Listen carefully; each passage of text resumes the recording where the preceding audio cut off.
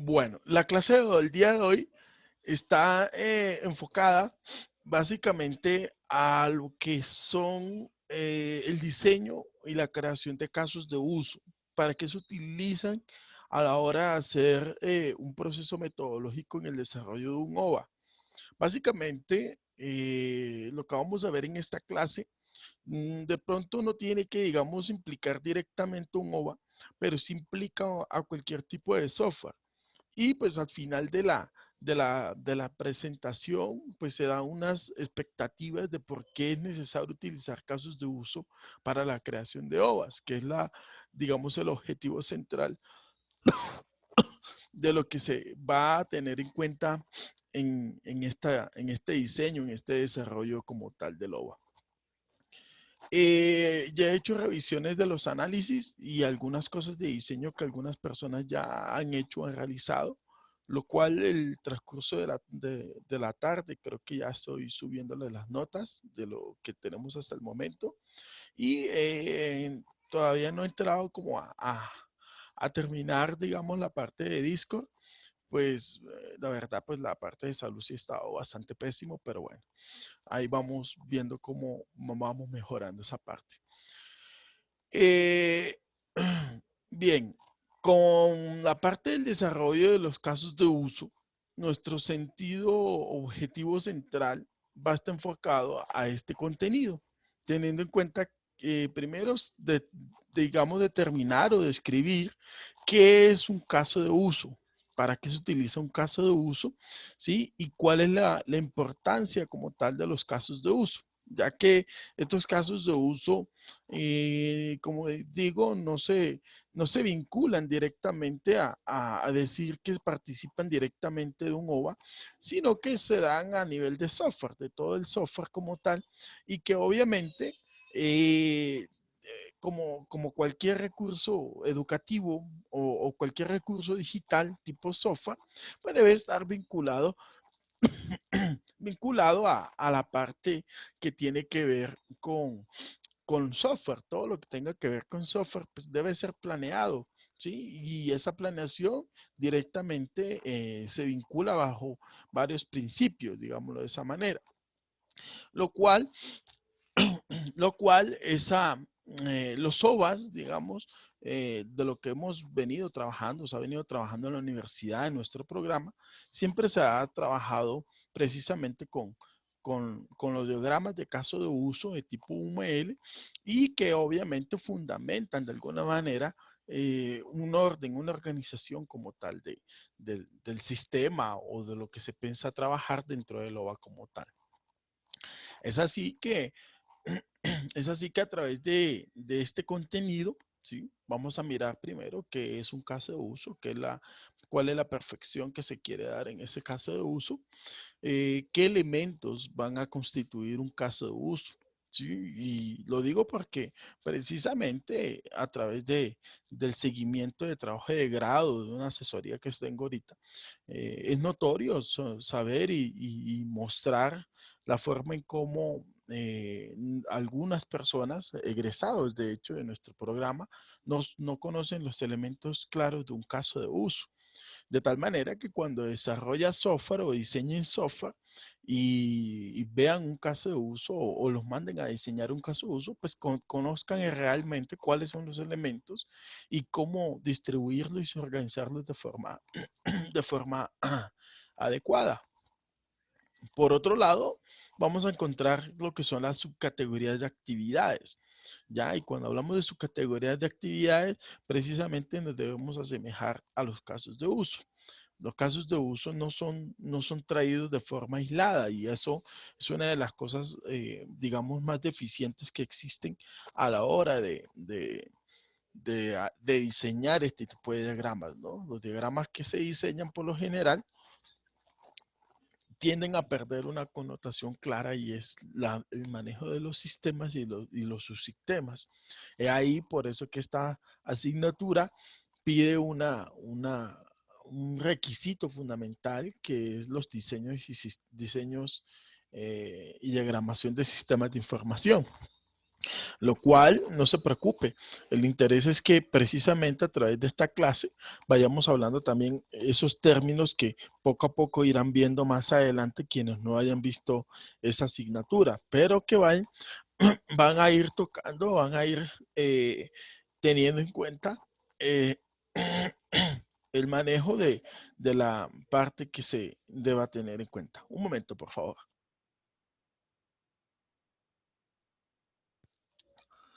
Bien, con eso, básicamente luego vamos a entender por qué o cómo implementar los casos de uso en un OVA, cómo implementarlos, por qué es necesario. Vamos a encontrar ahí unas ventajas de por qué utilizar casos de uso en un OVA. Y luego, pues unas limitaciones, ¿no? O sea, no todo es perfeccionista, no todo es positivo, todo lo bueno pues también tiene sus cuestiones negativas y pues el implementar casos de uso también tiene ciertas desventajas en un OVA. Y es por eso que se tiene que llevar a otra instancia y se debe generar otra instancia, que ya las han conocido. Digamos que yo ya me he ido adelantando a muchas cosas antes de, imagínense, para poder como poder asociar claramente todo eso. Finalmente, encontrar la importancia de por qué crear un caso de uso en el OVA, ¿sí? Entonces, esa importancia se la doy yo a través de algunas experiencias vividas, de lo cual pues obviamente eh, he determinado, he mirado no solamente en los OVAs que he ido asesorando, sino también en OVAs que he sido jurado, ¿sí? En jurado de pregrado y obviamente pues en todos los casos o proyectos que he leído y he revisado, pues uno mira qué tipo de importancia se pueden dar. ¿Ya? Entonces, ¿por qué es necesario un caso de uso? Uno a veces dirá, pues, ¿para qué meto casos de uso si son diagramaciones UML de ingeniería? No tengo nada que ver con ingeniería, yo soy licenciado. Pues es netamente falso porque pues el caso de uso no es ingenieril, el caso de uso es precisamente para el manejo de información. Y usted no es un ingeniero, tampoco es que sea netamente un licenciado, sino es un licenciado en informática. Y al ser informático, usted tiene que asociarse con el manejo de la información. Y los casos de uso, pues le presentan precisamente ese manejo de información de forma más clara y más concisa. Y bueno, como toda clase, pues unas conclusiones al final que las daré a través de esa diapositiva de muchas gracias. Con eso, pues partimos inicialmente desde el objetivo de la clase, cuál es el objetivo que me propongo yo hacia ustedes para esta clase y es precisamente tener el interés de enseñarles las formas correctas de crear los diversos análisis respectivos que se tienen para fomentar el desarrollo correcto de un OVA. Sí, ya hemos hablado del análisis pedagógico, del análisis técnico, pero no hemos hecho un análisis correcto de la organización de la información, ¿ya? Y esa organización pues nos la da precisamente los casos de uso. Ya más adelante miraremos en la etapa también de diseño, que ya creo que la he charlado o lo he comentado, que tiene que basarse precisamente con la formación de los diseños, diseños de navegación, los diseños estéticos, que ya juegan otro papel totalmente diferencial a lo que es el caso de uso. Digamos que complementa pues la formación del caso de uso como tal. Es así pues que el estudiante se encontrará con la formación necesaria dentro de las etapas del diseño del OVA. ¿Sí? Entonces es importante cómo albergar ese diseño desde ese punto de vista. Bien, ¿qué es un caso de uso? O sea, ¿por qué hablamos de casos de uso? ¿Qué es esa palabra? ¿Qué es lo que nos interesa maniobrar dentro de esa faceta o de esa fase de análisis importante para un software? Ya, y por eso en este caso hablo de software porque el caso de uso no es netamente exclusivo de OVAS, ni tampoco es exclusivo de pedagogía. ¿Sí? Entonces recordemos que un OVA tiene una complejidad muy alta y es porque ustedes tienen que relacionar la parte técnica con la parte pedagógica. Entonces, digamos que ese caso de uso juega ese papel, digamos, mediador en la organización de esa información desde un ambiente técnico, pero con contenido pedagógico. Con eso, con eso, el diagrama de caso de uso es una descripción, muy claramente lo dice, es una descripción, va a describir cuáles son las actividades que deberá realizar un sujeto o algo, ¿cierto? Para llevar a cabo algún proceso. ¿Por qué digo una persona o algo?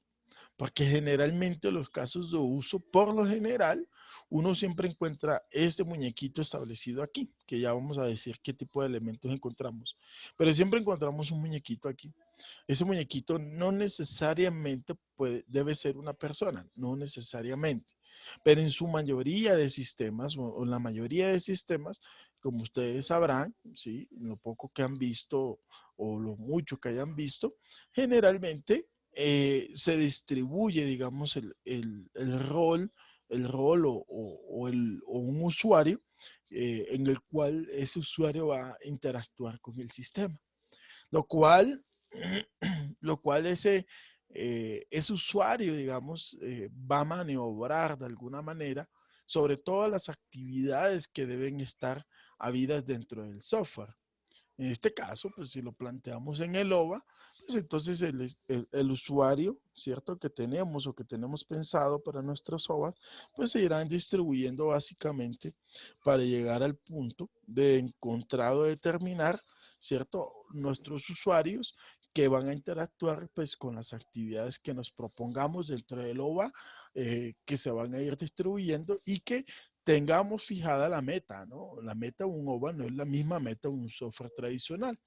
Recuerden que la meta del OVA está, está distribuida o pensada para qué? Para obtener como meta que el usuario aprenda algo, ¿sí? Se ciña en aprender algo. Es así que su uso es común para la captura de requisitos funcionales. Cuando hablamos de requisitos funcionales, estamos hablando de todo lo que va a estar interno en el sistema, todo lo que debe funcionar dentro del sistema. ¿Ya? ¿Y por qué lo aclaro? Porque pues al final en las limitaciones nos vamos a encontrar nuevamente con esta frase de requisitos funcionales. De hecho, uno de los objetivos reales de un software precisamente es que sea funcional. Por lo tanto, si ustedes buscan trabajos de grados que estén enseñados a OVA, siempre van a hablar de requisitos funcionales, ¿sí? Y es fundamental para un software que toda la captura de los requisitos funcionales se cumplan a cabalidad. Especialmente pues con el paradigma de programación orientada a objetos. ¿Por qué hablamos de programación orientada a objetos? Porque esa es la etapa final de programación que usted debe tener a la hora de diseñar un OVA. De hecho, cuando usted diseña OVAs, usted no diseña OVAs, digamos, de manera tradicional. Usted lo hace a través de un objeto y obviamente la representación de un caso de uso se hace casi la mayoría a través de objetos. ¿Sí? Objeto usuario, objeto actividad, objeto tarea, ¿sí? Objeto de continuidad, ¿ya? Y por eso es necesario que usted maniobre, digamos, esa programación orientada a objetos o la conozca. Donde además de eso, pues de determinar el origen de la información, ¿sí? Y utilizarse pues resultados satisfactorios con otros paradigmas de programación. Hoy encontramos lo que es la programación modular, la programación por bloques, ¿cierto? Y eso pues también está dado dentro de los casos de uso para una organización más adecuada. Veamos un poco de historia, porque hablamos de casos de uso, o sea, ¿qué? ¿De dónde salió eso? ¿Cómo se inventó? ¿Por qué nació? Bueno, en el año 86, Ivar Jacobson fue uno de los autores que se empezó a pensar sobre todo el desarrollo de los modelados UML. ¿Sí? Hoy solamente he traído el desarrollo de casos de uso. Sin embargo, hay otros modelos, hay otro modelo que se implementa, de hecho, en los OVAs y en cualquier software, ¿no? Pero particularmente en los OVAs se toma otro modelo, que es el modelo por diagrama de clases, ¿sí? también llamado diagrama de actividades, que ya lo trataré en alguna de las grabaciones que les debo, ¿sí? Y ese diagrama de clases también es fundamental conocerlo y saberlo manipular, porque en algunos casos, algunos jurados piden que se haga, o digamos algunos docentes o algunas investigaciones exigen que se hagan diagramas de clase, ¿ya? Y pues tiene una diferenciación totalmente con los casos de uso. Entonces, los modelos, bueno, Ivar Jacobson lo que hizo fue precisamente contribuir a todos los modelos UML que existen, ¿no? La gran mayoría. Y a todo el proceso unificado. Cuando hablamos del proceso unificado, nos estamos hablando precisamente del análisis y diseño de sistemas de información, donde, determinamos que ese proceso unificado está vinculado ¿qué? A la estructura general de un sistema. Cuando hablamos de sistema, recuerden que un sistema es la unión interrelacionada de varios elementos. Entonces, lo que vamos a hacer básicamente es pensar nuestro OVA como un sistema de información en el cual ese sistema de información debe tener unas connotaciones, unas tareas, unas acciones que van a ir determinando cada uno de los estándares, digamos, o manejos de la información que está dentro del OVA. Y ahí, pues obviamente, a través de todos esos modelos UML, Ivar Jacobson creó el concepto de uso, el concepto de caso de uso, ¿ya? Ese concepto de caso de uso, pues pensado directamente a todos los requisitos funcionales que debía cumplir un sistema, todo lo funcional, por eso es muy claro, ¿no? Requisito funcional, cómo debería funcionar, digamos, un sistema en particular. Es ahí que durante los años 90, más adelante, los casos de uso se empezaron a convertir en una de las prácticas más comunes para la captura de requisitos funcionales. De hecho, hoy, si ustedes buscan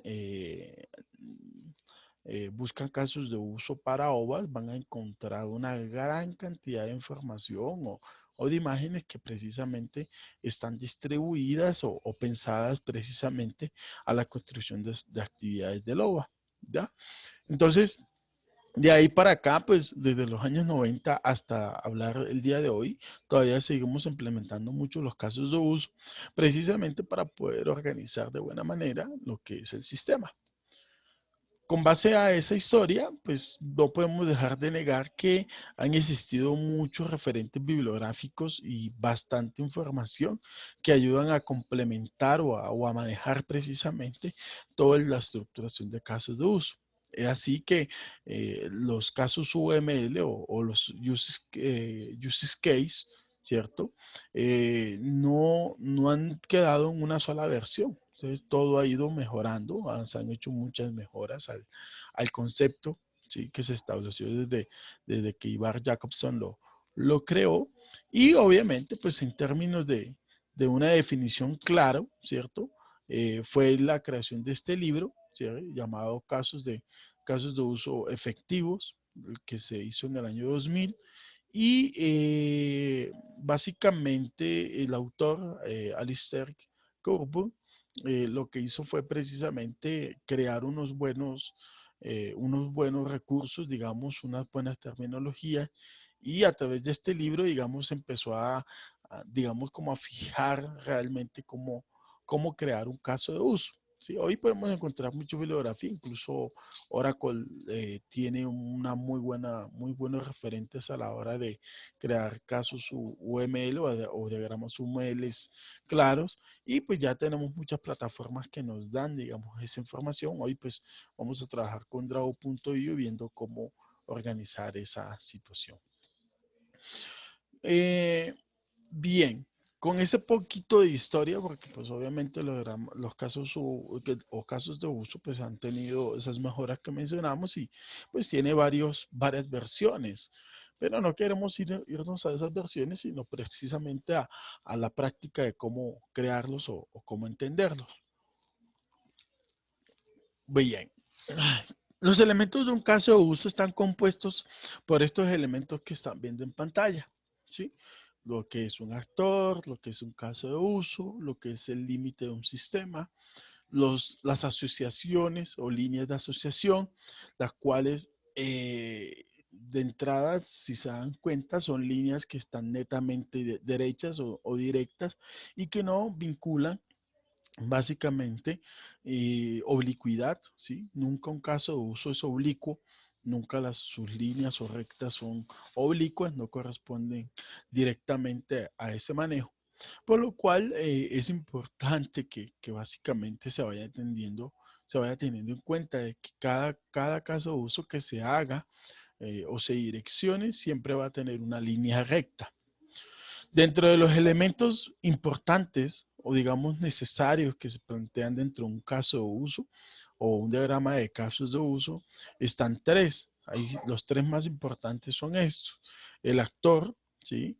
Que es el rol del usuario que está allí, que puede ser tanto una persona como un sistema. O sea, no necesariamente debe ser una persona, no necesariamente. Todo va a depender de cómo está distribuido el manejo de información o cómo se piensa hacer. Es así que puede ser una persona, puede ser un rol de usuario, de hecho, no necesariamente una persona, sino un rol de usuario, y se presenta con el dibujo de una figura humana esquemática. ¿Sí? De esa forma.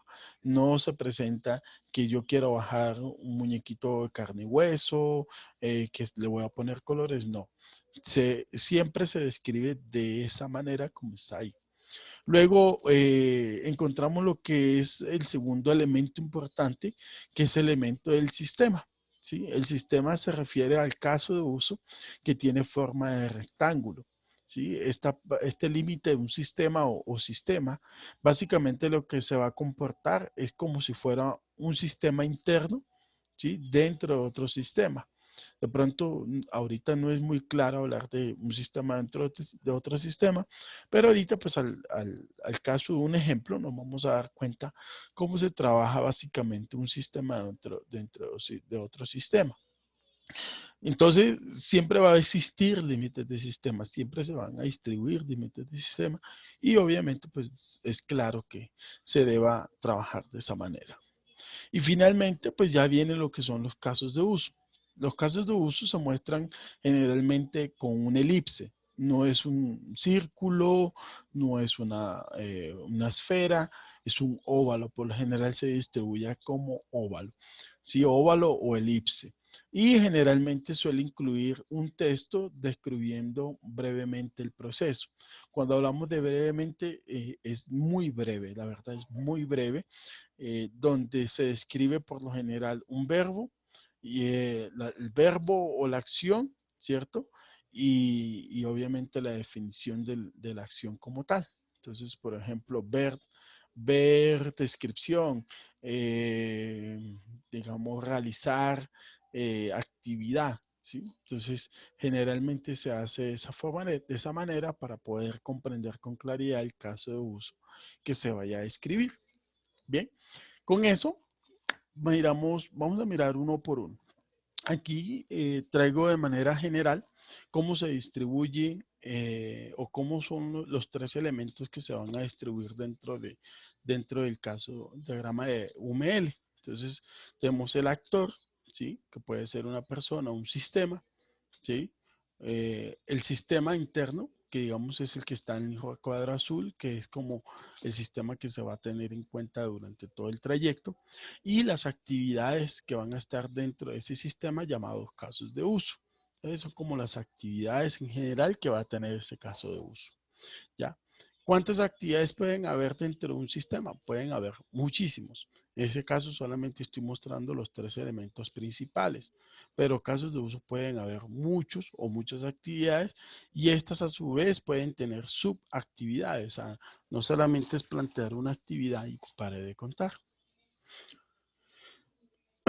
Bien, miremos primero que todo lo que es el actor. Ya lo habíamos mencionado, que puede ser una persona o puede ser un sistema. Y generalmente se representa con una figura humana de manera esquemática, ¿sí? De tal manera que el actor, por lo general, siempre va a estar vinculado de esta manera. Sin embargo, como lo decía hace un momento, este actor o este personaje en su parte inferior debe tener debe tener digamos, una connotación clara y es, o que yo puedo presentar el rol que va a presentar ese usuario dentro del sistema, o puedo poner directamente el usuario. Por decir un ejemplo, si yo tengo pensado que mi OVA, quien va a interactuar en mi OVA, es un estudiante, entonces puedo colocar la palabra estudiante o puedo colocar la palabra docente, por decir un ejemplo. Esos serían mis actores dentro del sistema o los usuarios como tal dentro del sistema. Y esos son los usuarios, estudiante y docente, ¿cierto? Pero ¿qué pasaría si el docente o los docentes que vayan a ingresar al OVA tienen dos formas de ingresar? Digamos, hay un docente que puede ser el docente instructor y el docente guía. Entonces, ahí al poner docente nada más, ¿sí? Voy a tergiversar los casos de uso. Entonces, ¿qué?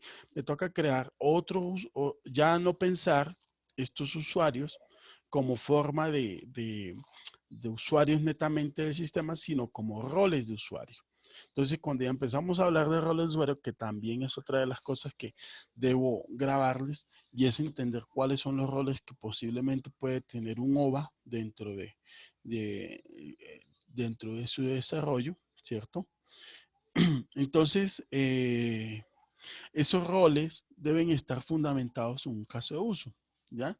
Entonces, ahí esa parte de los roles es importante tener en cuenta de que la parte inferior ya no lo describo únicamente con el nombre del usuario, sino a través de su rol. Entonces, aquí puedo encontrar contador, por decir un ejemplo, ¿no? Si no fuera un software, si fuera un software tradicional, un software contable, por ejemplo, entonces debería haber aquí auxiliar, contador, revisor, ¿ya? Entonces miren que ya no lo llamo directamente como el usuario como tal, sino como un rol dentro del sistema. Entonces, por eso los casos de uso tienen digamos, un buen aliciente, digamos, a la hora de manejar software, porque me ayuda a tener en cuenta el trabajo, sea por roles o sea netamente por usuarios. Por otro lado, pues el caso de uso, bueno, aquí no voy a hablar de caso de uso, solamente del actor, pero sí quiero que se queden claro en cuenta eso porque a veces no tenemos muy claro cuando queremos trabajar esos usuarios y terminamos siendo, digamos, afectándonos directamente precisamente porque no lo determinamos así. En el caso de los seres humanos, pues se pueden ver a los actores como definiciones de rol, que es lo que estoy hablando, por lo que un mismo individuo puede corresponder a uno o más actores. Entonces, lo que me decían, puede haber un docente instructor, un docente guía, un docente evaluador. Entonces, como es el mismo docente, o puede ser pues, una persona distinta, pero el docente es el mismo, o el usuario es el mismo, entonces hay que diferenciarlos por el rol. Bien, otro de los elementos fundamentales, aunque parezca mentira, son las líneas. Las líneas son un elemento, de hecho yo pensaría que es el elemento más importante que existe a la hora de tener el manejo de los casos de uso. ¿Por qué? Porque gracias a ellos podemos encontrar básicamente la relación, ¿cierto?, entre ese rol de usuario o ese usuario y su correspondiente actividad o caso de uso. La relación entre esos elementos representa lo que son las llamadas asociaciones, ¿sí? Estas asociaciones van a partir directamente de varias, o digamos, tiene varios tipos de asociación. Esta asociación que están viendo en pantalla es la asociación común, ¿sí? O la normal, digamos, donde sabemos que vamos a encontrar a un actor, ¿cierto? O un usuario, y que ese usuario tiene directamente implicada una actividad, ¿sí? Ya nada más se relaciona la actividad y pare de contar. Una línea, ojo, y lo importante de estas líneas, insisto nuevamente, lo digo porque, vuelvo y repito, me ha llegado ese tipo de errores y obviamente me ha tocado subsanarles esos errores a ciertas personas, ¿cierto? A ciertos trabajos, que son trabajos serios, trabajos de grado y tienen estos errores. Las líneas nunca se deben comportar de forma oblicua o de manera ondular. Son líneas rectas, generalmente son líneas rectas y no complementan, digamos, no se complementan a través de, digamos, conexiones en la parte superior o inferior del óvalo, ¿sí? Ni tampoco del actor, ni la parte superior ni la parte inferior, sino siempre se hace de manera centralizada, ¿sí? ¿Qué quiere decir? Puntos centrales entre un elemento y otro elemento, ¿ya? Con eso, entendido de las líneas, podemos encontrar varias asociaciones, ¿sí? Entre las más, digamos, las más conocidas tenemos la que mencioné, la línea directa o línea continua, ¿sí? Que es como el enfoque normal. Ya esas líneas que se manejan de manera directa, pues es una relación entre una actividad y un actor. Sin embargo, existen las líneas discontinuas, que son las que estamos viendo acá. Las líneas discontinuas, ¿sí? Y bueno, en algunos tutoriales o en algunos manuales van a ver estas líneas, van a ver estas líneas, y en algunos casos las líneas no son discontinuas, sino son continuas. Eso va a depender precisamente de la versión de diagramas UML que se esté trabajando, ¿ya? Las más, digamos, las nuevas o las más recientes, estos diagramas ya los trabajan con líneas discontinuas, ¿ya?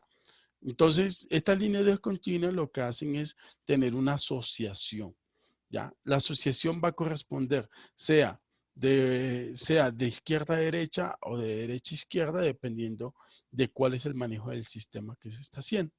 Entonces, hay dos tipos diferentes de tipo de asociación entre casos de uso, ¿sí? A las cuales esos tipos de asociación se los llama estereotipo. ¿Sí? Cuando hablamos de estereotipo nos estamos refiriendo a lo que va a suceder en esa actividad o lo que va a pasar en esa actividad antes de que llegue a cumplirse. Por ejemplo, una de las más conocidas es el famoso include o include, ¿sí? O incluir, donde lo que se dice básicamente es que se requiere que para que un caso A se cumpla o se realice a cabalidad, ¿cierto? Debe tener, digamos, una finalización del caso B o debe cumplirse un caso B.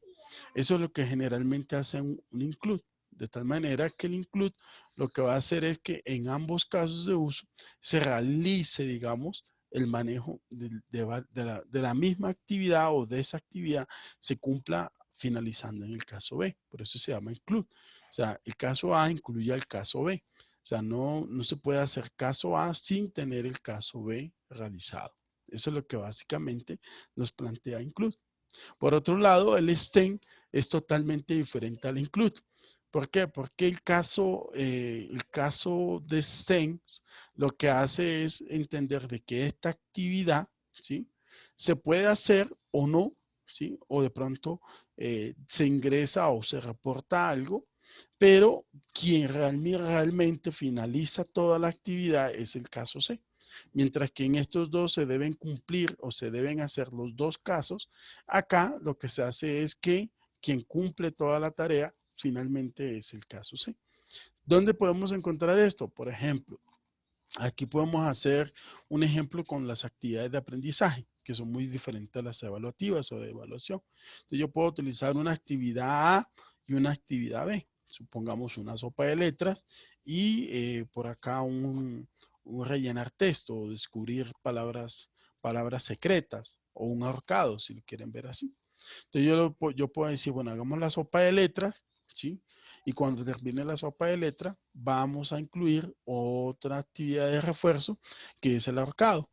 Y con el ahorcado damos por finalizada, digamos, esta tarea o esta actividad que quería demostrar acerca, digamos, de las regiones naturales de Colombia, por decir un ejemplo. Entonces, si nos damos cuenta, yo no, digamos, yo debí cumplir el caso A y luego debí cumplir el caso B para sentirme preparado o sentir que el usuario está preparado, ¿sí?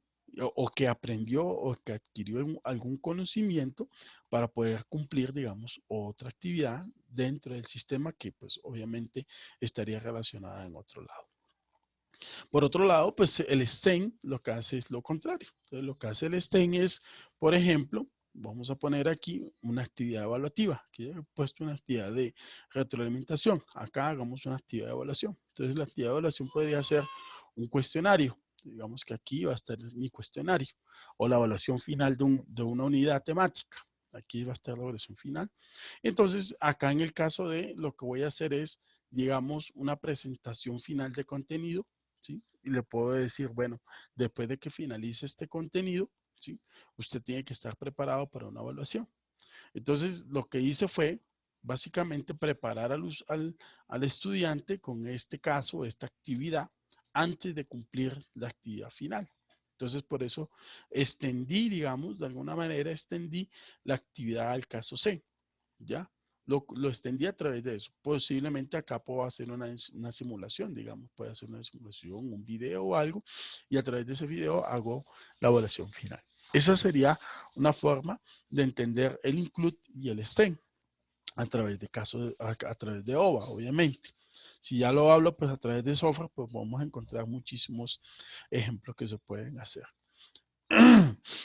Con eso va a depender, básicamente, va a depender mucho de cómo yo hago funcionalmente el sistema, cómo lo voy a poner a funcionar. Entonces, si yo tengo muy claro las actividades, ay, tengo muy claras las actividades de incluir y de extender, pues obviamente puedo representar claramente el manejo de esa información, en el cual en el cual el punto de extensión del diagrama de casos de uso pues van a determinar cuáles van a ser las actividades que yo cree. O sea, si las tengo como include o las tengo como extend. Sin embargo, a través del tiempo y a través de las versiones, como les decía, de UML y a través de los diagramas de casos de uso nuevos que se van generando poco a poco, pues se han dado nuevos elementos o nuevas asociaciones. Entre esas estamos, por ejemplo, el communicates, ¿sí? Que es la relación o asociación entre un actor y un caso de uso que denota la participación del actor en dicho caso. ¿Sí? Esto generalmente se tiene en cuenta cuando se hace principalmente el manejo. Perdón un momento, muchachos.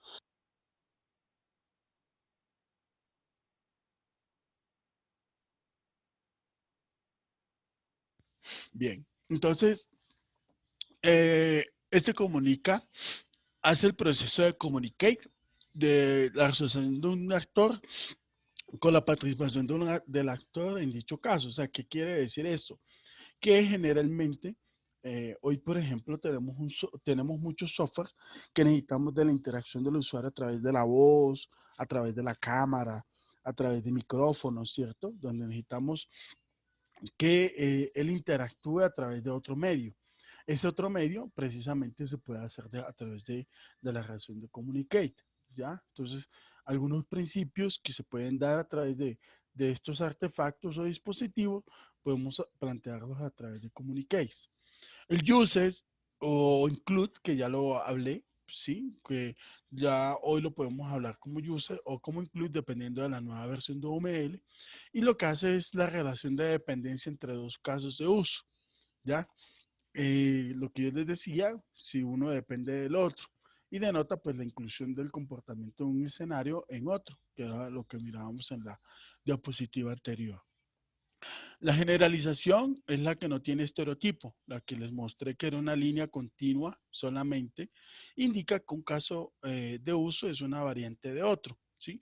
El caso de uso especializado puede variar, digamos, cualquier aspecto del caso de uso base, ya, o sea, que en algún momento ese caso de uso generalizado puede cambiar en un use o en un communicate o finalmente en un extend. Y bueno, finalmente el STEM, que es un estereotipo de dependencia, tal como include o como use, ¿cierto? Pero que forma una extensión más controlada de la relación de generalización, ¿ya? Eso quiere decir que declara un conjunto de puntos de extensión, ¿sí? En el cual, pues, digamos, puedo ir dando partes o extendidos otras actividades que se van a ir dando poco a poco. El caso de uso pues especializado solo puede alterar el comportamiento de los puntos de extensión marcados, o sea, no puede cambiar, digamos, o incluir otras cosas, solamente se los extiende. Bien, ¿qué tanto es importante tener en cuenta el caso de uso? Ya hemos mirado lo que es el actor, ya hemos mirado lo que son las líneas, ¿cierto?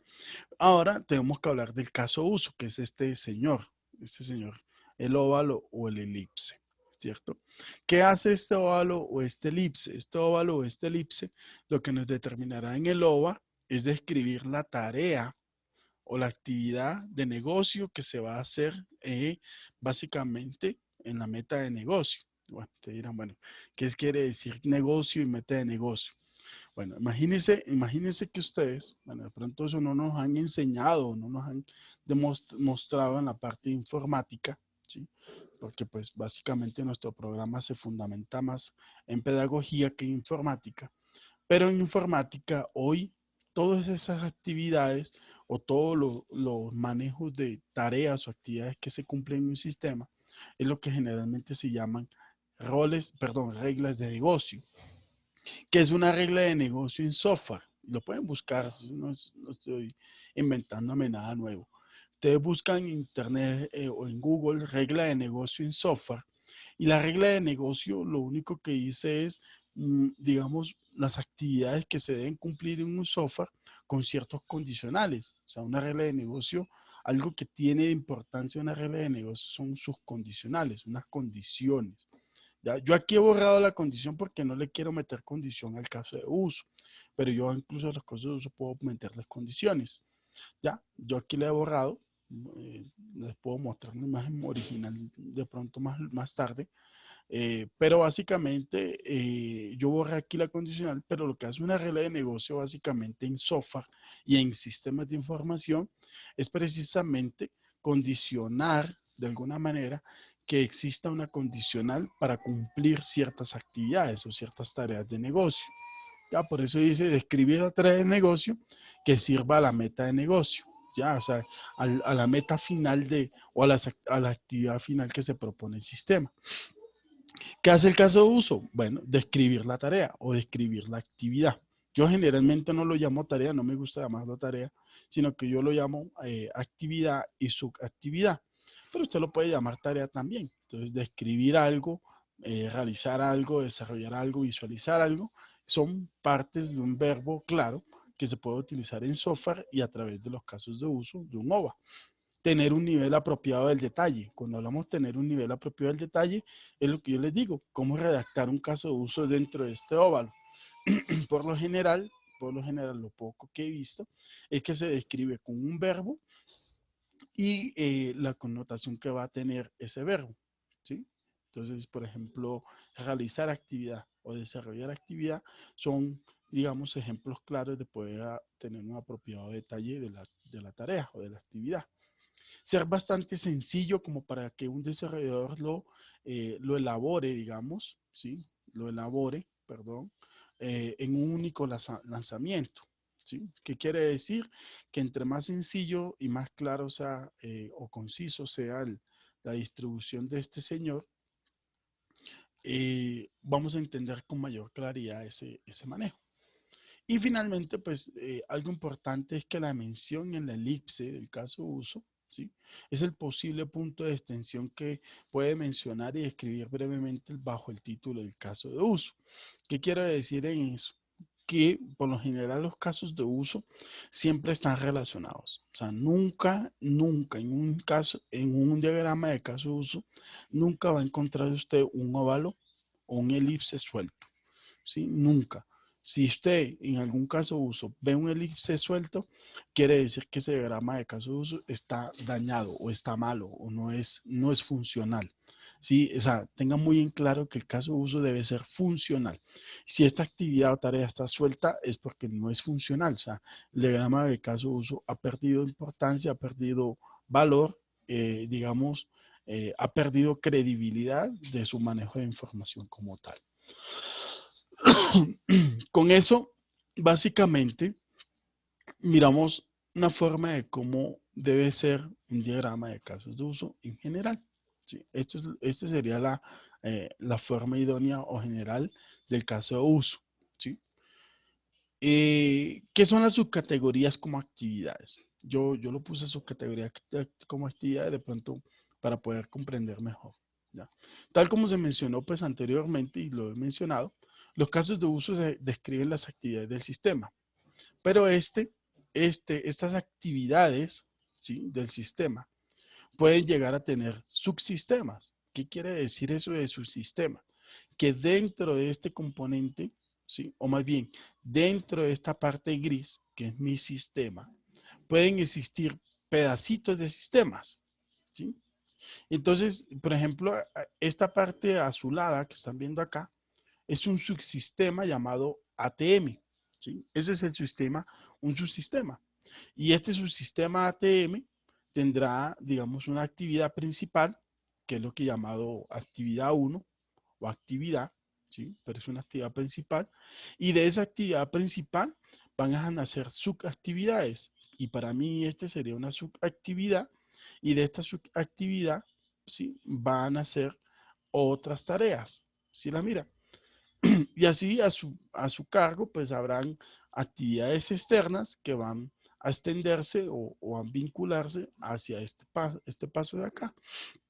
Aquí hay una condicional, pues digo, no voy a referenciarme a condicionales porque no las voy a trabajar con ustedes, pero existen condicionales en un caso de uso. Yo puedo poner una condición y a través de esa condición puedo viajar. Si ustedes lo miran, este es un sistema de autenticación. Este es un sistema de autenticación. Un sistema de autenticación para entrar a una página, ¿cierto? Directamente digamos, puede ser digamos, de retiros, de consignaciones, de bancos, ¿ya? Un sistema, una plataforma bancaria. Y básicamente, se dan cuenta, es una forma estructural de autenticación. Solamente esta es la autenticación para entrar, imagínense. Y esa es la forma en cómo lo maniobra. Ya al tener sus sistemas, pues es necesario describirlo dentro del use case de la siguiente manera. Por lo general, se hace de esta manera, por lo general. Teniendo en cuenta de que, vuelvo, insisto, no voy a tener condicionales, no voy a trabajar con condicionales. Pero si alguien quiere meterle condicionales, perfecto. Esto es la manera de hacerlo, ¿sí? Donde yo puedo poner condicionales y estas condicionales viajar y hacer este tipo de cosas. Si se dan cuenta, aquí está la forma en cómo yo digo cómo debe escribirse un buen caso de uso, ¿sí?, a través de un verbo y digamos, como el sujeto o el adjetivo que va a tomarse para crear la actividad, hacer recomendaciones, examinar inventario, reservar, ¿cierto? Supongo que reservar puntos o reservar, digamos, beneficios, ¿sí? La ayuda, si dan cuenta, la ayuda aquí debería ser visualizar ayuda, ¿sí?, o ver ayuda que genera esto, ¿ya? Y esta es la forma correcta de poder comprender un subsistema. Este subsistema que lo estamos viendo aquí es del paquete biblioteca, es una biblioteca, mire. Y lo que hace esa biblioteca es hacer recomendaciones de libros o hacer reservas de libros. Y es una forma de hacer sus sistemas dentro de un caso de uso. Acá hay otro ejemplo más notorio de cómo yo puedo trabajar con sus sistemas. Entonces, miren, ¿sí? ¿Por qué traje esta imagen a colación? Porque dirán, bueno, es que si estoy trabajando con este subsistema, entonces un subsistema no puede interactuar con otro. Eso es totalmente falso. Yo puedo interactuar cuantas veces quiera un sistema con otro, teniendo en cuenta que estas actividades de abajo no son actividades de caso de uso de transacciones, sino de servicios ATM, ¿ya? Que son cosas totalmente distintas, pero que se pueden complementar, digamos, teniendo en cuenta las relaciones de transacciones, ¿ya?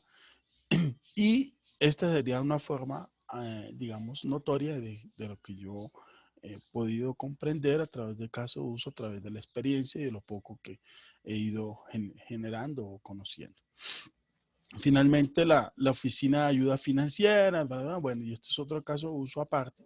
Aquí pues nos falta es el actor, el cual debe ir interactuando con cada subsistema. ¿Cómo implementar pues los casos de uso? ¿Cómo, cómo generar esa implementación de los casos de uso? ¿Cómo irlos teniendo en cuenta? Entonces, lo primero para poder tener en cuenta una buena implementación es que la técnica de casos de uso tienen éxito en sistemas interactivos. ¿Sí? O sea, si nos damos cuenta, los sistemas interactivos, todos los que tengan manejo de información y que se van a presentar de manera visual, ¿sí? O de manera interactiva, utilizar casos de uso es el mejor éxito que uno puede hacer. O sea, eso no tiene pierde. Y el lobo, pues obviamente va a tener sistema interactivo, va a tener imágenes, va a tener videos, va a tener animaciones, ¿cierto? Eso va precisamente a tener un éxito y por eso, y por ende es importante tener en cuenta los casos de uso. ¿Qué es lo importante de tener ese caso de uso? Pues ya que expresa la intención que tiene el actor, su usuario, ¿sí? Al hacer uso del sistema. Otra de las cosas importantes para implementar casos de uso en OVA es tener en cuenta la técnica de extracción de requisito que permite, digamos, al analista que se centre en las necesidades del usuario. Cuando hacemos casos de uso, ¿sí? O empezamos a trabajar casos de uso, debemos pensar en las necesidades del usuario. ¿Sí? Cuáles son esas necesidades del usuario y cómo se comprenden esas necesidades como tal del usuario. Y finalmente, en tener en cuenta que usted como desarrollador o como diseñador de LOA, pues tiene que cumplir varios roles que no lo hemos todavía tenido en cuenta, pero uno de los roles importantes que se debe tener en cuenta es el analista, donde el analista se concentra en las tareas centrales del usuario, describiendo por lo tanto lo que son los casos de uso que mayor valor aportan al negocio. ¿Ya? Esos casos de uso o el analista debe ser muy claro de comprender cómo va a funcionar el sistema. ¿Sí? Por eso hoy se habla mucho de analistas de sistemas. Y bueno, ¿para qué necesitamos un analista de sistemas? ¿Sí? Y el analista de sistemas fundamentalmente se utiliza precisamente para comprender sobre qué tareas se deben trabajar o albergar ese diseño de los casos de uso, o sea, cómo se deben maniobrar o manipular. ¿Qué limitaciones? Porque no todo es perfecto, como lo dije al inicio de la clase, no todo es perfecto, los casos de uso no son la panacea, ni tampoco es el último boom de la experiencia como tal de desarrollo de software, y en este caso de lo que nos atañe, que es el desarrollo de OVA.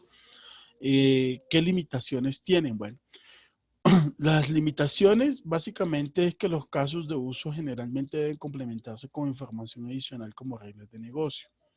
Y a veces las reglas de negocios, como lo mencioné, y espero que se hayan dado cuenta nuevamente que existe la palabra reglas de negocio, son todos esos condicionales que existen en un sistema y que existen generalmente en todas las actividades que debe cumplir el usuario en un software. ¿Ya? ¿Qué pasa con estas reglas de negocio? Que estas reglas de negocio generalmente no son traídas, no son traídas netamente de una actividad, sino que a veces se complementan incluso hasta en condicionales de seguridad, condicionales de autenticación, condicionales de, digamos, visualización de pantallas, escogencia de colores, bueno, edades, ¿cierto? Que en el caso de OVA generalmente se da las edades, bueno, todo ese tipo de reglas de negocio son pero tantas reglas de negocio que pueden pasar en un sistema que al ponerlas en un caso de uso pueden llegar a ser llegar a ser perjudiciales y pueden llegar a ser casos de uso hasta de más de 300 o 400 actividades, ¿sí? Poniendo un número así muy pequeño, ¿no? Entonces, por eso, digamos que una limitación de un caso de uso tiene en cuenta precisamente la dependencia de las reglas de negocio. Por lo cual, por eso no me gusta, a mí particularmente no me gusta presentar casos de uso con reglas de negocio, porque pues se empieza a tergiversar cosas. Entonces, eso puede dar o para bien o para mal, ¿sí? ¿Qué quiere decir para bien o para mal? Bien porque las colocó, pero mal porque no las colocó todas. Entonces, si no las coloca todas, entonces es un lío para el proceso de evaluación, ¿ya? Y se las coloca y no las colocó, pues si las coloca mal, entonces también va a ser un problema. Entonces, por eso generalmente yo no soy de los que pienso que se maneje mucho reglas de negocio a través de lo que, a través de lo que es software educativo y diseño de OVAs, porque eso da para mucho, digamos, o da para que precisamente lo enjuicien por ese lado, ¿ya? Por otro lado, pues no permiten determinar los requisitos no funcionales. Eso sí es muy importante. Un software, llámese como se llame, software educativo, software convencional, software contable, software del tipo, cualquier tipo de software que se maneje o se manipule, generalmente no permite determinar requisitos no funcionales en casos de uso. ¿Qué es un requisito no funcional? Por ejemplo, cuando yo necesito tener requisitos humanos o requisitos dentro del proyecto de software, por ejemplo, distribución de componentes electrónicos, componentes tecnológicos, eso no me lo da un caso de uso, por lo cual ese diagrama solamente se va a dedicar a la parte funcional del sistema. Cómo debería funcionar el software, la parte funcional.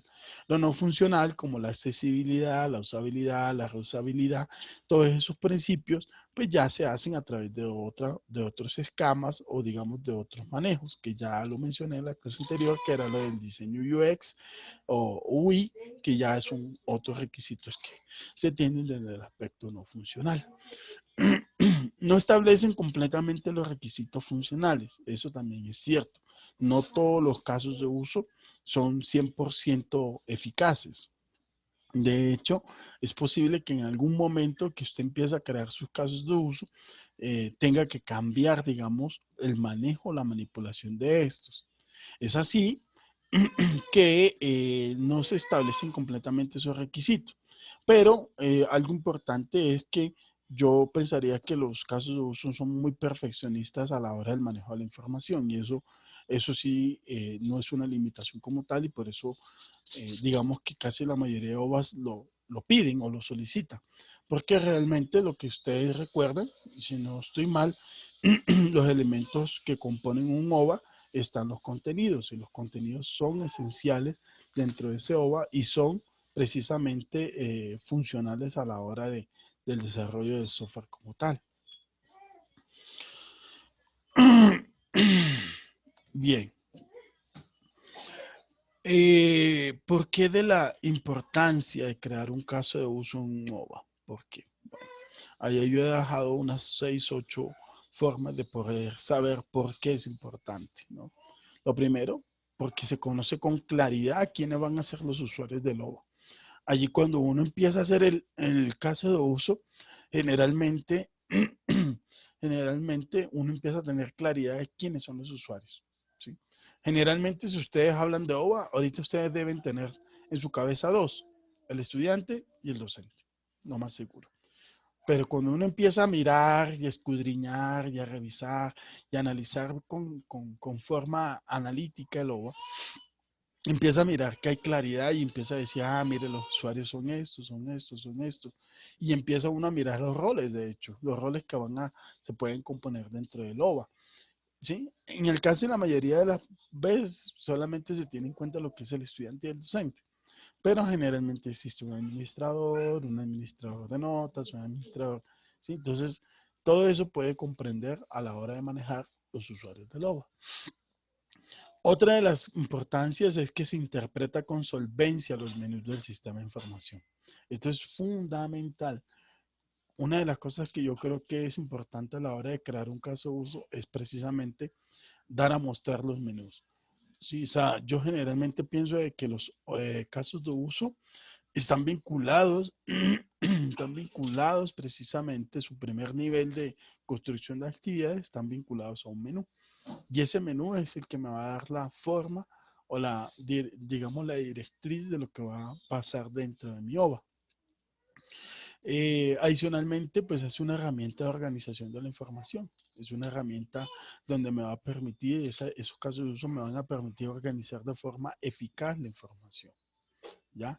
Se tienen en cuenta los módulos correspondientes del sistema. Entonces, yo los he llamado módulos porque generalmente los conozco así, pero básicamente son los limitantes del sistema, lo que hablábamos ahorita, o lo que son las subcategorías. Cuando yo hablo de módulos es como modular o saber cómo el sistema se va a comportar a través de diferentes módulos. ¿Sí? El módulo, módulo A, el módulo B, módulo C, viendo cómo puede ir describiendo eso. Hay más facilidad de comprender las actividades del sistema, más facilidad de comprender cuáles son las actividades que se van a hacer, cuáles se deben cumplir, cuáles son las que debe el usuario sí o sí realizar, ¿sí? Cuáles debe atañar o trabajar a través de cada uno y cada rol, pues cómo se va a comportar cada rol con esas actividades. Se conocen las descripciones de cada tarea, ¿sí? Cuando son incluidas o son extendidas, sabemos cuál es la descripción de cada tarea, o sea, qué debe comprender cada tarea, ¿ya? Y esas descripciones pues dan claridad de cómo se va a comportar un módulo en sí específico. Eh, interpretar con facilidad los principios de desarrollo que se darán a futuro, ¿ya? O sea, cuando uno tiene un caso de uso, o lo diseña el caso uno, ya interpreta con facilidad todo el principio de desarrollo. Ya después ya el desarrollo se hace más sencillo, más fácil, porque ya conozco el menú, ya conozco cuáles van a ser, digamos, las opciones que van a estar en cada menú, cuáles son los módulos o digamos, cada actividad, cuáles son las actividades de aprendizaje y bueno, etcétera, etcétera, etcétera. Y finalmente, que se mantiene, ¿sí? Generalmente se mantiene el esquema de diagrama de casos de uso se mantiene durante un gran tiempo. Ya, sin embargo, los casos de uso pueden cambiar, o sea, no se puede decir que no cambian, pueden cambiar, pero cuando son bien diseñados o bien estructurados, digamos, el cambio es muy duradero, o sea no existe un cambio o no se hace cambios cada día o cada semana o no, cambiémosle esto, no. Cuando hace uno un buen caso de uso, él puede durar muchísimo tiempo, es bien estructurado, o sea, es bien realizado y no cambiaría, digamos, durante toda la creación del proyecto de software. Bien, a modo final y a modo conclusión, para pasar, digamos, a una práctica de lo que hemos hablado hoy, a modo de conclusión, digamos, de esta clase, es importante evidenciar de que los casos de uso nos van a ayudar a organizar de manera clara todo el manejo de la información del OVA, ¿sí? Todo lo que se va a complementar en el OVA y, digamos, todo el análisis, digamos, que se ha hecho digamos, hasta el momento en esos formatos, van a comprender, digamos, la secuencialidad de cada caso de uso, ¿ya? Esa parte o esa parte esencial fundamenta precisamente de que los casos de uso nos ayuda a organizar con mayor claridad un sistema, ¿sí? Esos elementos del sistema como tal. Y pues parte básicamente de la generalidad, ¿no? Es una generalidad que debe ser siempre suscitada en todo. O sea, que voy a hacer una página web. Pues una página web debería tener su diagrama de casos de uso. Que voy a crear una aplicación .NET. Debe tener un caso de uso, ¿ya? Que lo voy a hacer en Java, que lo voy a hacer, sí, todo tipo de aplicación informática debe estar basada principalmente de una organización de la información, un buen manejo del sistema y cómo va a trabajar ese sistema, ¿ya? En este caso, pues no me quiero meter mucho a la parte de software convencionales porque pues obviamente, digamos, eh, borraría o digamos choca digamos con esta electiva. Pero en el caso de los OVAs es muy importante tener esta distribución de los casos de uso. Bien, con eso vamos a mirar o vamos a partir básicamente de un ejemplo o un desarrollo como tal de casos de uso. Entonces vamos a mirar, por ejemplo, cómo crear un buen caso de uso. Entonces, esta herramientica de Arrow.io le puede ayudar a crear un buen caso de uso, ¿sí? Si quiere adelantarse o, digamos, esquematizar buenos diagramas de caso de uso, aquí hay una plantilla, o creo que existe una plantilla, aquí en OML, ¿sí? Aquí, bueno, aquí vamos a mirar el diagrama de clase, que lo veremos más adelante, que es este que está acá. Ya lo explicaré, que es otro de los diagramas también que se utiliza mucho. Bueno, aquí en UML debería existir el de caso de uso, pero no lo veo. Y vamos a ver más arriba. Pero estos son de negocios, reglas de negocio, no. Estos son otras cosas. Bueno, si no está, bueno, vamos a crear uno para que no nos compliquemos. Sí, porque veo que son, hay de red, hay mapas, otros, pero estos otros no. Software, tablas, no. UML, deberían estar aquí en UML, pero bueno, no lo veo. Bueno, entonces, nada, vamos aquí al básico, vamos a diagrama en blanco, voy a crear aquí. Caso de uso. Vamos a ponerle aquí demo 1. ¿Listo? Ponemos demo 1. Lo voy a guardar, entonces lo voy a guardar en este caso acá en electivas, proceso de desarrollo y formato de análisis. Listo.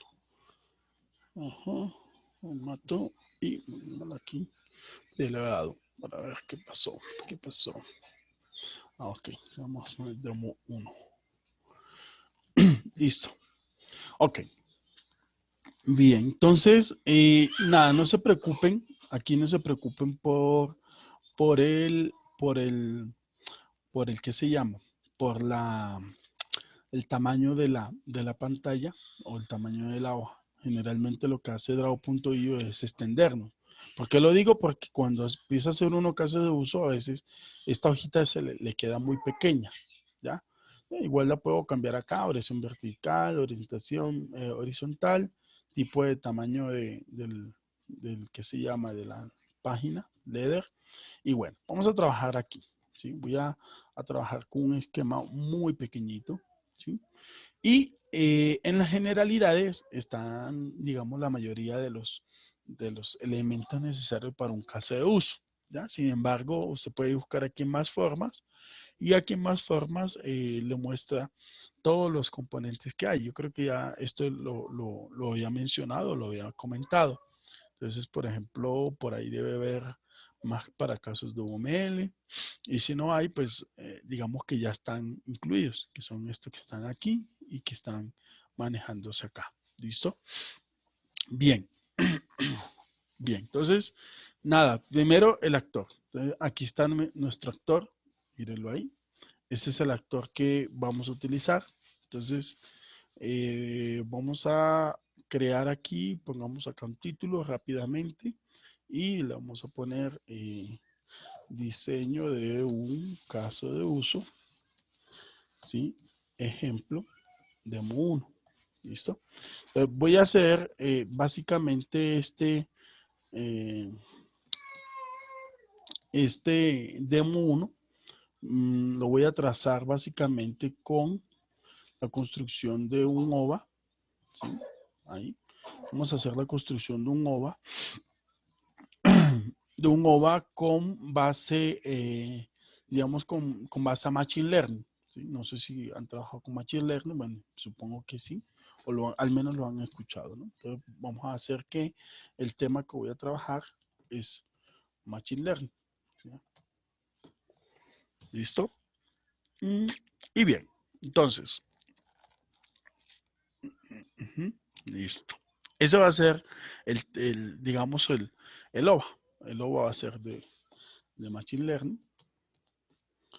Y bueno, entonces, yo generalmente traduzco o soy de los que pienso de que, o yo lo he pensado así, ¿no? De pronto me puedo estar metiendo, digamos, en graves líos con lo que voy a decir, pero creo que es algo de pronto un poco decente.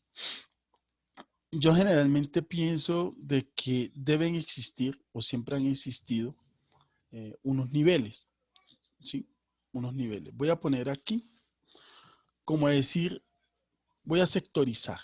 Voy a sectorizar allí, allí. Sí, esto no se debe colocar. Lo voy a colocar porque voy a explicar. De pronto, por la explicación, de pronto lo estoy colocando, pero no es necesario.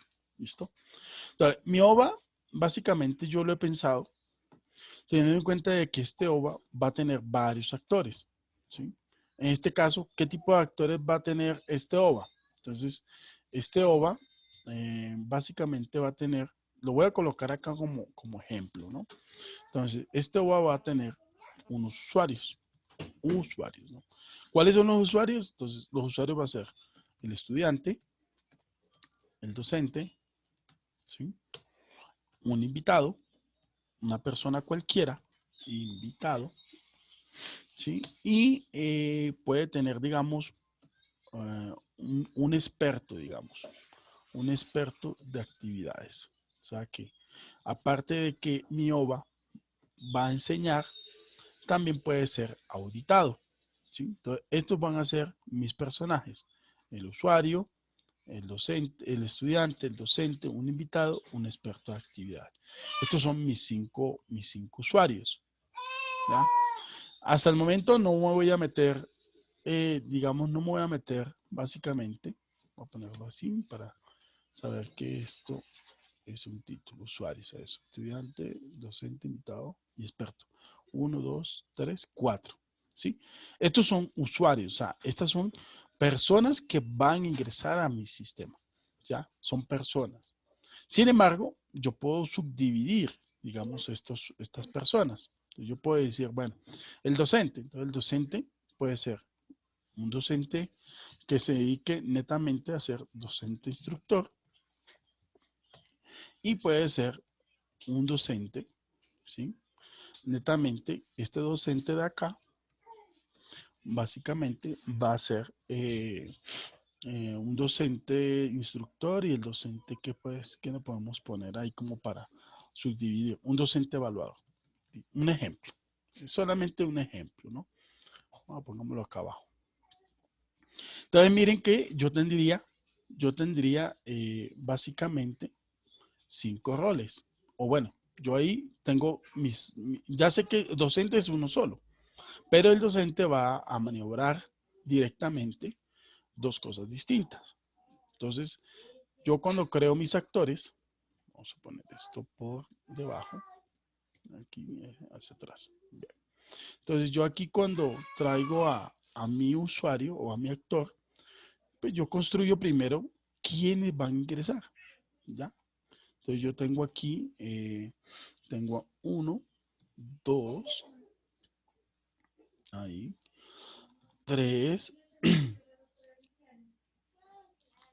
y 4. ¿Listo? Entonces yo digo, bueno, listo. A este primer señor de acá, ¿sí? Este señor de acá, control Z. Aumentarlo aquí. Eso. Entonces, este primer actor será mi estudiante. El siguiente actor que tendré aquí será un invitado.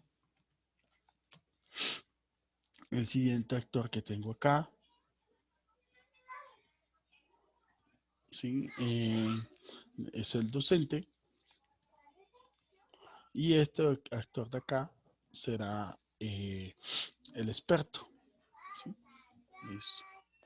Bien, esos serían los componentes, digamos, que se van a tener en cuenta o los usuarios que van a ingresar.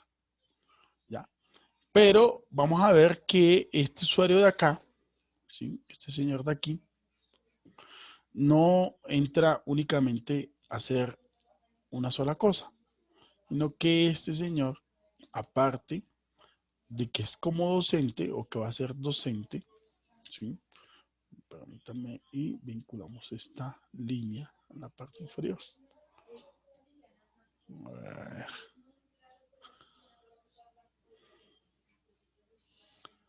Eso, ahí. Vale. Entonces, este señor va a ser un docente, pero en este caso va a cumplir dos actividades. Entonces, va a ser un instructor, ¿cierto? Y por otro lado, por otro lado, va a ser, por acá, va a ser, básicamente, este señor va a ser un instructor y va a ser un evaluador. ¿Por qué hay que ponerlo así o por qué hay que centralizarlo así? Porque él va a cumplir dos tareas o digamos el instructor va a cumplir unas actividades y el evaluador otras actividades. ¿Sí? Yo podría también pensar que este experto también va a hacer, podría hacer también dos tareas. Entonces, el experto, ¿qué podría hacer? El experto podría ser básicamente, podría ser el administrador, puede ser un administrador de contenidos. ¿Y por qué? Porque él sabe del tema. Y al saber del tema, él puede llenar los contenidos del OVA. O sea, él puede cambiar, manipular o manejar. El administrador de contenidos puede hacer el cambio de esa información. ¿Y qué más podría hacer? Bueno, aparte de eso, digamos que podría, digamos, valorar contenido. Entonces, digamos que un experto no solamente es una sola persona, pueden entrar dos, tres, se pueden hacer cuentas o las cuentas del sistema y mientras el uno agrega contenido, o entre ellos, digamos, una, dos, tres personas pueden agregar contenido, el otro puede valorarlo, puede decir si este es válido o no es válido y se pueden hacer valoraciones de contenido. ¿Sí? Es una forma de poder comprender un OVA. Y esta sería sería la forma idónea, ¿no? Pero que nunca se cumple o nunca se hace. Bien, me voy a meter. Bueno, el estudiante también, pues, si tuviera formas digamos, categorizar a un estudiante, puedo categorizarlo. Entonces, miren la forma en cómo yo puedo entender o comprender, digamos, la creación de esos casos de uso. Entonces yo debo hacer un caso de uso para estudiante, un caso de uso para invitado, un caso de uso para docente, perdón, para docente instructor, para docente evaluador, para administrador de contenidos y para evaluador de contenido. ¿Cómo hago ese análisis? Pues el análisis lo hago teniendo en cuenta qué es lo que yo quiero presentar en mi OVA. Entonces, si yo tengo claro qué debo presentar en mi OVA, yo ya sé que estos son los roles de usuario que se van a comportar. Si yo hubiese dejado este nivel nada más, digamos, este primer nivel de aquí, ¿sí? Para mí, yo hubiese puesto hasta este nivel, yo hubiese puesto usuarios, solamente los usuarios. ¿Cuáles son mis usuarios? Estudiante, invitado, docente y experto. Pero como estos dos usuarios no se van a comportar de igual manera dentro del sistema, ¿sí? Dentro de ese sistema de información, sino que por un lado va a ser una cosa y por otro lado va a ser otra. Entonces ya no puedo trabajar a nivel de usuarios. Si lo pillan, ayer esa es la explicación que yo les daba al principio. Entonces yo ya no puedo trabajar a nivel de usuarios, imposible. Porque si yo hago un caso de uso docente, es posible que confunda, en mi caso de uso, confunda actividades de instrucciones y actividades de evaluadores. Es posible que confunda y empiece a tener problemas en la interpretación del manejo de la información. Entonces, por eso no se hace de esa manera. ¿Qué hay que hacer? Hay que hacer precisamente los roles de usuario. Entonces, aquí yo debo tener roles. ¿Por qué yo no creo otro rol acá? Porque si yo creo otro rol acá, básicamente quedaría así, estudiante, estudiante. Ahí. Y pues para poner estudiante, estudiante, pues creo que parece que fuera muy redundante. Y por eso no se hace así. Y este también lo mismo. Entonces me tocaría hacer invitado, invitado. Por lo cual este señor no es correspondiente y este tampoco es correspondiente. Por eso no se los coloca. Y la forma idónea que deberían quedar es esta. Esta sería la forma idónea. Bien, vamos a agrupar esto, listo. Bien. Ahora sí, vamos a irnos básicamente al más, digamos, voy a hacerlo el más largo, pero voy a llegar hasta un punto que, digamos, nos facilite, digamos, el manejo. Entonces, vamos a tomar el de estudiante. Entonces, nada, simple y llanamente me voy a ir a la parte superior de mi OVA, ¿cierto? Voy a crear nuevamente mi actor. Y ahora sí empiezo a tener en cuenta qué voy a hacer con este señor. Entonces, lo primero que le voy a decir a este señor es que su rol dentro del sistema es un rol de estudiante. Al ser un estudiante, ¿qué es lo que va a pasar? ¿O qué es lo que él debe hacer? Entonces, lo primero que él debe hacer, entonces, mira, aquí está la elipse, ¿sí? Lo primero que va a hacer mi estudiante antes de, o digamos, al manipular de primera mano mi OVA, es que va a ser un inicio de sesión. Como va a ser un inicio de sesión, este inicio de sesión no necesita, digamos, no necesita depender de otras cosas por el momento. Digamos que yo ya a él lo tengo reportado o ya, digamos, manipulado o puede manipular, digamos, un inicio de sesión. Digamos que yo ya le he dado una clave, ¿ya? Ah, profe, y si yo le digo quiere registrarse, si quiere registrarse, entonces yo ya tendré que crear acá ya un módulo de qué, de autenticación, ¿ya? Mientras tanto, no voy a poner un módulo de autenticación, sino que yo ya doy por hecho de que yo le he dado una clave y le he dado una entrada.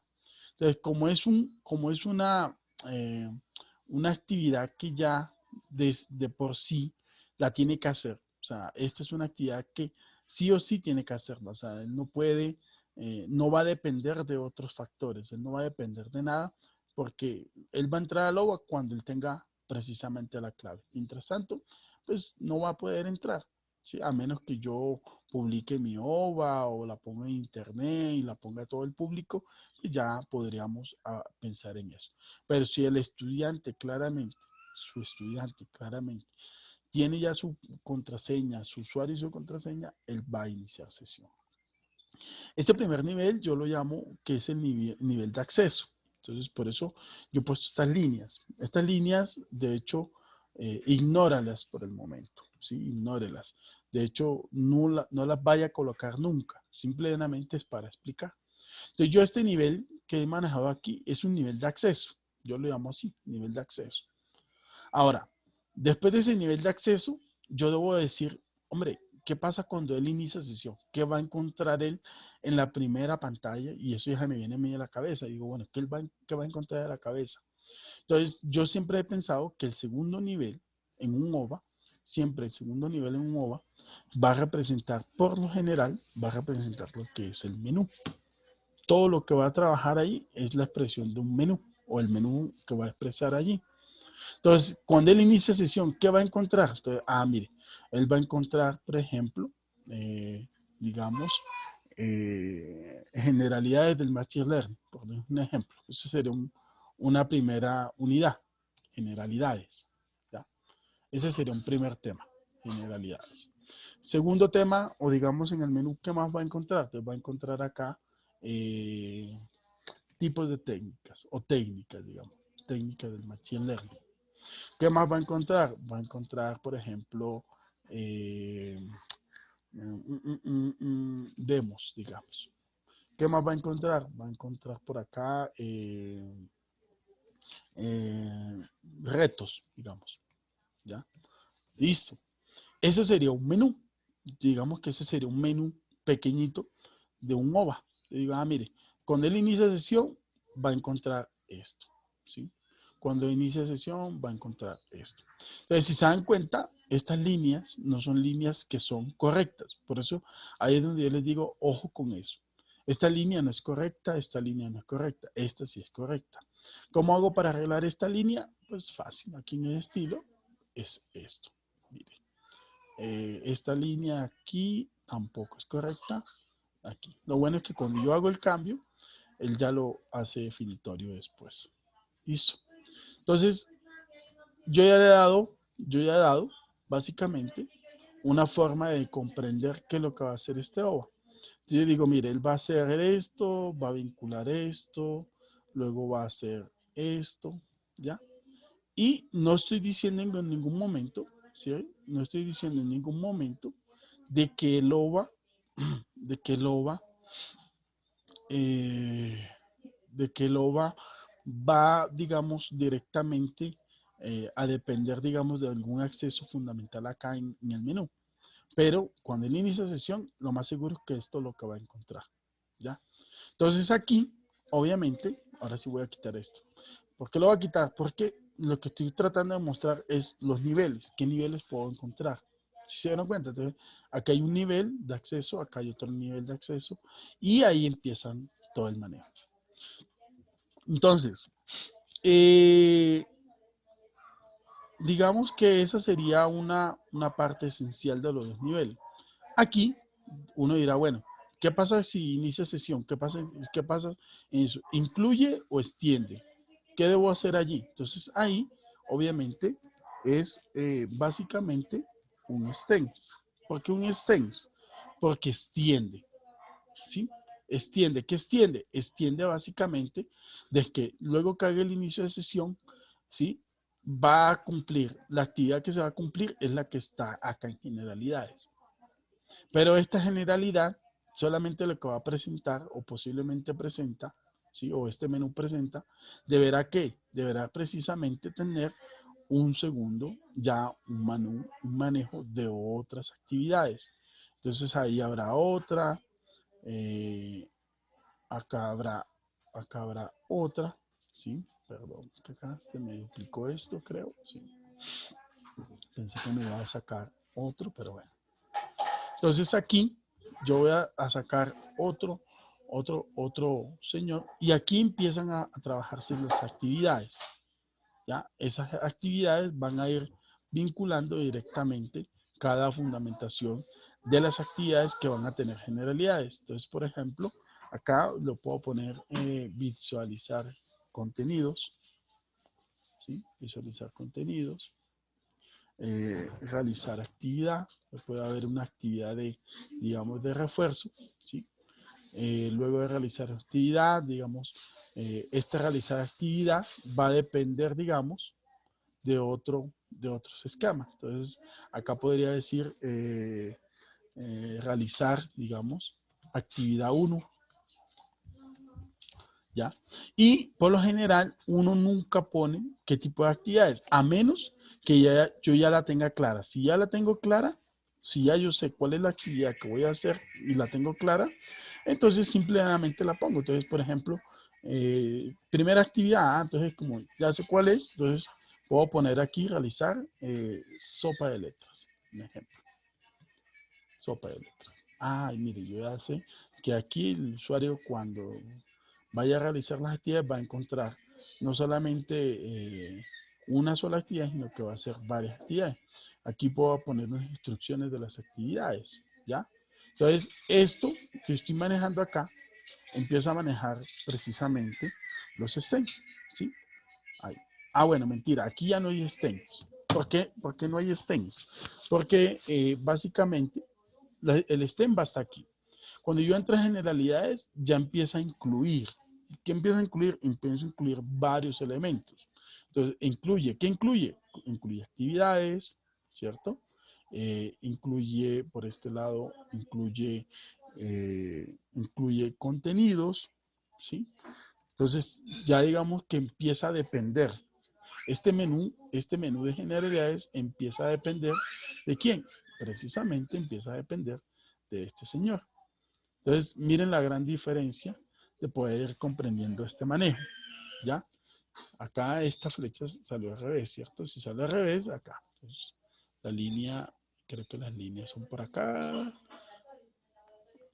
Entonces, bueno, si hay alguna cosa, pues la eliminamos. O sea, no hay lío y nuevamente la construimos. Y aquí doble clic y ahí va. Entonces, include. ¿Listo? Acá, entonces, lo mismo. Entonces, acá puedo presentar las instrucciones de las actividades, de todas las actividades que va a encontrar él, y esas actividades van a ser extendidas. Entonces, yo puedo incluir y luego puedo extender, ¿ya? Y esa es una forma clara de ir comprendiendo cuál es el manejo de los casos de uso o por qué es necesario tener en cuenta el manejo de los casos de uso. Si se dan cuenta, en ningún momento las líneas se han utilizado de forma oblicua. Ah, que la puedo hacer, sí, aquí. Usted puede hacer formas oblicuas aquí y está. Pero no es correcto. O sea, en un caso de uso no se hace eso. ¿Dónde utiliza usted esas oblicuas? Pues un mapa mental, un mapa conceptual, pero en este caso no. Los casos de uso son muy psicorrígidos y netamente se trabajan con base a la interpretación, digamos, de las actividades que se hagan de manera lineal. Bien, entonces, básicamente, digamos, el diseño como tal de los casos de uso tiene la compensación de poder comprender cómo puedo ir distribuyendo, digamos, la información. Bien, ahora, yo puedo decir y puedo mencionarlo de que esta parte de generalidades se puede comportar como como un subelemento, ¿sí? O sea, perdón, un límite de sistema, ¿ya? Y esto es lo que generalmente lo podemos determinar como límite de sistema. Voy a bajar esto para acá y permítanme, bajamos estos dos señores para acá. Bajamos esto por acá y bajamos esto por acá. Entonces, esto que están viendo acá, ¿sí? Estas generalidades, yo las puedo comportarlas, y aquí es donde viene lo interesante y lo que me gusta, precisamente de poder manipular con claridad esta manipulación de los objetos a través de ¿qué se llama? A través de los casos de uso. Ustedes dirán, bueno, pero ¿qué es lo que pretende el profe? Entonces, bien, ahí. Entonces, este señor que se llama generalidades, ¿sí? Y que supuestamente tiene muchas cosas. Yo he puesto dos nada más, pero yo puedo poner muchas cosas. Puedo poner acá ver video del Machine Learning, exploraciones Machine Learning, Big Data, y bueno, puedo poner muchas cosas acá. O sea, solamente me he traído dos como para poder comprender qué es lo que quiero desear acá. ¿Por qué yo pongo a este señor en un subsistema? Te dirán, bueno, ¿por qué lo pone el profe en un subsistema? ¿Y por qué no lo dejó pues como sistema general de todo? Porque este señor, yo básicamente lo puedo reutilizar. Y recuerden cuál es la meta fundamental de la creación de un OVA. Que yo puedo hablar que esto, ¿cierto?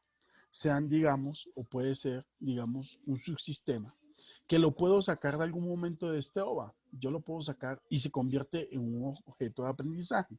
Entonces yo puedo poner que esto sea un objeto de aprendizaje, ¿sí? De definición de OVA. Perdón, de definición de Machine Learning. Machine Learning. ¿Listo? Entonces, básicamente, ahorita me lo extiendo para que quede bien. Eso. Y generalmente particularmente los he visto allí, de esta posición, ahí. Entonces, este objeto de aprendizaje, ¿sí? Que puede estar encapsulado en un HTML, puede estar encapsulado en un solo archivo de animación o algo, ¿cierto? O puede ser digamos, un punto flash o un archivo flash que en todo este componente, ¿sí? Un S-Learning, como lo quieran llamar. Este solo componente, yo lo puedo sacar de algún momento de este OVA grande, ¿sí? Y puede trabajar solito, ¿o no? Ustedes dicen, ¿puede trabajar solo o no? Puede trabajar, obviamente, porque este señor, ¿sí? Este señor me va a traer todas las generalidades del Machine Learning, sin necesidad de tener en cuenta técnicas, demos, retos, o sea, no necesito nada de eso.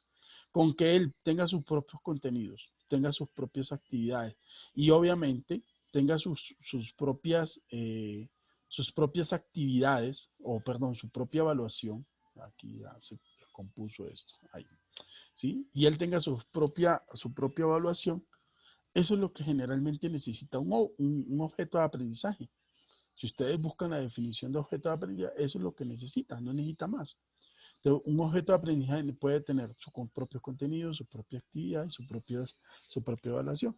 Y de hecho, él se puede convertir tranquilamente en un objeto virtual de aprendizaje luego. Pero para este OVA de Machine Learning, este señor de aquí, este OVA, ¿sí? Para este OVA, este es un objeto de aprendizaje, porque está dentro de este OVA. Pero se puede comportar así. Y esto es un subsistema. ¿El subsistema de qué? De generalidades de Machine Learning. Que yo tengo el tema de técnicas. Bueno, ese ese subsistema de técnicas, pues tendrá su propia interpretación. ¿De qué? Su propia interpretación de un subsistema. Y yo, este subsistema de acá, puedo vincularlo o puedo trabajarlo de otra manera. Entonces yo este de técnicas, digamos, yo lo puedo inicializar de hecho con un juego. Entonces yo puedo poner acá que este señor va a empezar con un reto. Aquí puede visualizar reto. Y así lo que me interesa es que con este reto, pues luego que visualice el reto, o lo lea o lo vea, no sé, pues dependiendo de qué elemento voy a utilizar, entonces él después va a poder, ¿qué? Va a poder, eh, digamos, realizar una práctica o realizar práctica. De pronto esta práctica no es básicamente una actividad, simplemente un ejercicio, digamos, de simulación, una simulación o realizar simulación o alguna cosa. Y después de esto, pues, de este ejercicio, pues se va a extender a hacer qué? Una actividad. Entonces ahí sí, realizar actividad. Entonces, ¿qué es lo que estoy mostrando? Y algo importante que también se debe tener en cuenta es que no todos los objetos van a trabajar, o sea, su organización no es lo mismo, ¿sí? El primer nivel, al ser el menú, puede que sean iguales, pero los siguientes puede que no. Mientras este muestra el contenido, este por acá puede mostrar un reto. Y el siguiente, en vez de un reto, puede mostrar acá un videojuego, o ver videojuego, o empezar, digamos, una instrucción de algo. ¿Sí? Entonces, miren la importancia de poder comprender el manejo de la información a través de qué? A través de los casos de uso. Porque los casos de uso me ayudan a entender, insisto, me ayudan a entender qué es lo que yo pretendo hacer a través del OVA. O sea, qué es lo que yo quiero trabajar en el OVA y cómo tenerlo en cuenta. ¿Ya? Si ustedes desean buscar más información de esto, pues simplemente van acá, buscan casos de usos en OVAs y se van a dar cuenta que lo que estoy hablando, ¿sí? Ahí pueden mirar algunos que he revisado, pero miren, básicamente lo que estoy hablando está traducido de esta manera. Este es un poco desordenado, ¿no? Pero miren, acá, un estudiante, un include, el incluye se registra, extiende una autenticación, ta. Y todos son OVAs. Mira, desarrolló un OVA y mira lo que han hecho en OVA. Este es de un administrador, ¿sí? Este es solamente de administrador. Si entra y busca, va a encontrar pues así, así. Por acá debe haber otro. Bueno, este es un ejemplo de algunos ejercicios que se han hecho. Bueno, aquí tipos de actores, actores primarios. Bueno, yo no he hablado de actores primarios, actores secundarios. Me parece que en OVAs, en casos de uso, no debería pensarse en actores primarios, actores secundarios. Y bueno, ustedes buscan y van a encontrar básicamente muchos ejercicios de casos de uso. O sea, no netamente parte de la necesidad de tener, digamos, esos casos de uso eh, directamente en OVAs. De hecho, como lo dije al principio de la clase, no están vinculados directamente a OVAs, sino a cualquier tipo de software. Pero obviamente se aplican a OVAs, ¿ya? Bueno, esa sería la forma de comprender los OVAs, ¿sí? Y para que vayamos pensando en cómo organizar esta parte que es fundamental, ¿ya? O sea, irlo pensando, ¿sí? Para, obviamente, cuando iniciamos en enero, ¿sí? Ir pensando ya directamente en este desarrollo y ya. Bien. Para el día viernes, por favor, vamos a descargar, a instalar, espérenme, ya les digo, espérenme, sí. Bien, vamos a descargar lo que es JDevelop, ¿listo? Descarguen esta aplicación, que es una aplicacioncita fácil.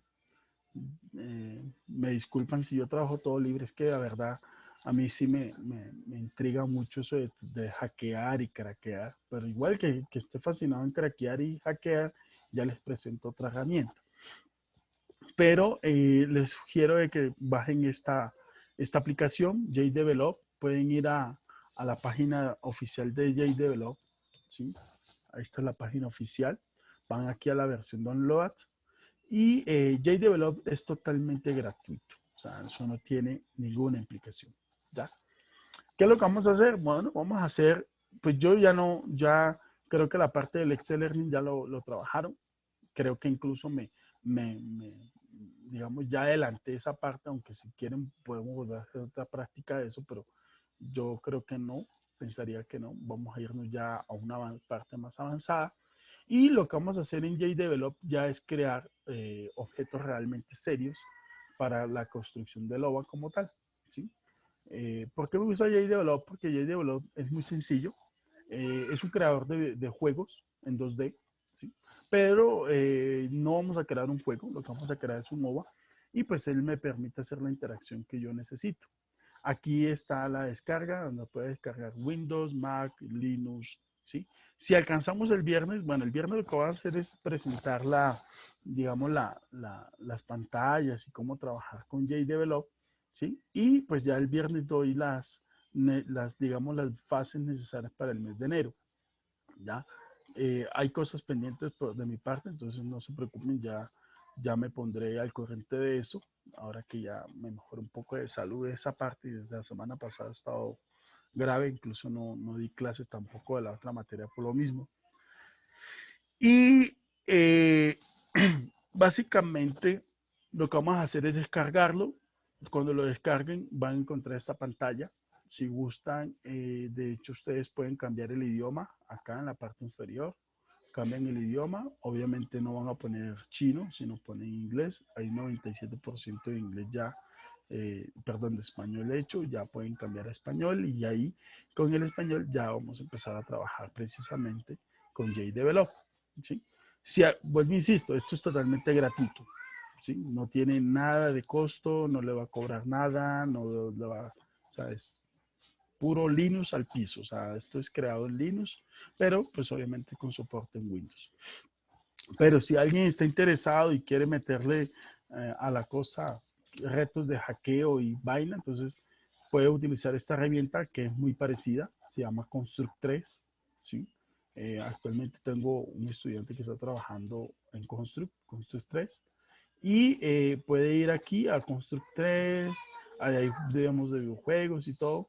Insisto, no voy a hacer un videojuego, pero sí podemos, digamos, hacer una actividad tipo videojuego en algún momento.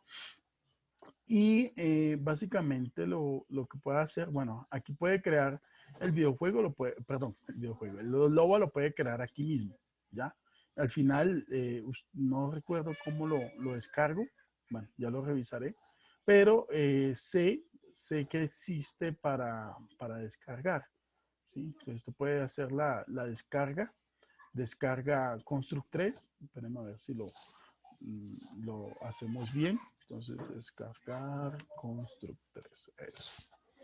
Listo. Entonces, acá está el editor. Acá. Creo que es este. Eso. Entonces, aquí está. Train out, creo. Eso. Y aquí está la versión trial. Launch now. Bueno, por ahí tendríamos que buscarlo, pero sí se puede descargar. Lo descarga en su computador y perfecto. Yo básicamente no voy a trabajar con Construct 3, no, insisto, no me interesa estar craqueando nada ni nada, pero es muy parecido. Entonces, si alguien quiere trabajar con Construct 3, bienvenido sea, no hay ningún problema. ¿Listo? Con eso, muchachos, me disculpan, estoy con un dolorcito de cabeza muy jodido. Me han dado cuenta que estoy como muy bien. Entonces, cualquier cosa, pues me avisan. Igual ya ahorita que descargue el video se los envío. Y las dos clases que creo que pues terminaré ahorita, si no más tarde, está para el manejo de roles de usuario en un OVA, que en parte pues he trabajado esa parte, aunque ya lo tengo pendiente, y lo de diagramas de clase que tienen que ver con UML para un OVA, cómo trabajar un diagrama de clases con esa parte fundamental. ¿Listo, muchachos? Entonces, nada, no sé si quieran así muy brevemente preguntar alguna cosa.